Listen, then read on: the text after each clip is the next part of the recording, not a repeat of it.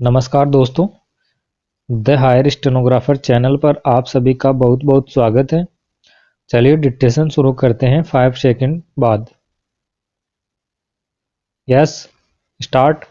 महोदय, यह भी विचार किया गया है कि जो व्यक्ति समाज में काम करता है, चाहे आविष्कार का काम करे, चाहे दूसरा कोई काम करे, उसको उस काम में तब तक सफलता नहीं मिल सकती है जब तक कि समाज का सहयोग या समाज ने जो परिश्रम किया है या कुछ आविष्कार किया है उसका उपयोग उसको प्राप्त न हो, उसका उपयोग वह न कर सके।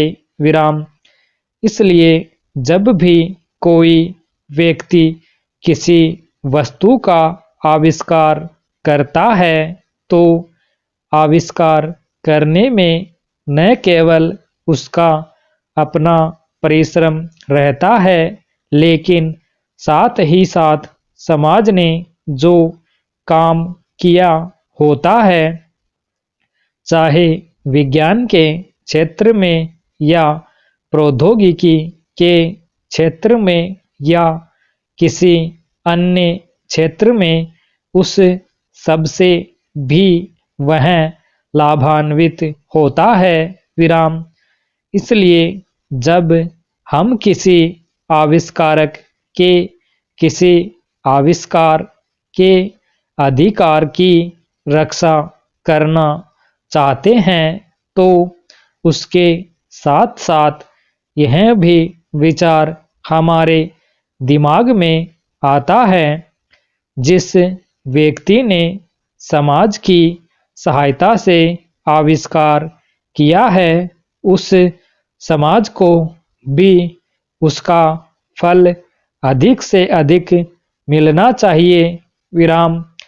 माननीय मंत्री जी ने भी कहा है कि पेटेंट लॉ इस सिद्धांत पर आधारित होना चाहिए। विराम पेरा।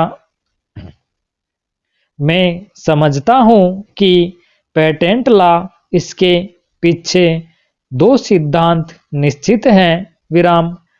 पहला सिद्धांत तो यह है कि जो व्यक्ति परिश्रम करके, धन लगाकर, अपना दिमाग लगाकर के किसी वस्तु का आविष्कार करता है, उसके तथा अपने परिवार के लोगों के अधिकारों की जहां रक्षा होनी चाहिए, उसके साथ ही साथ जैसा मैंने अभी कहा है, कोई व्यक्ति समाज में व्यर्थ में काम नहीं करता है, वरन पिछले समाज के लोगों ने जो जो काम किए होते हैं, चाहे विज्ञान के क्षेत्र में या प्रौद्योगिकी के क्षेत्र में या किसी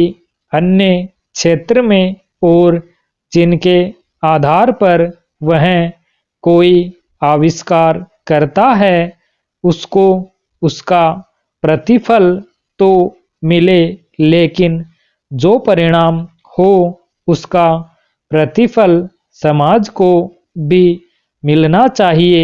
विराम।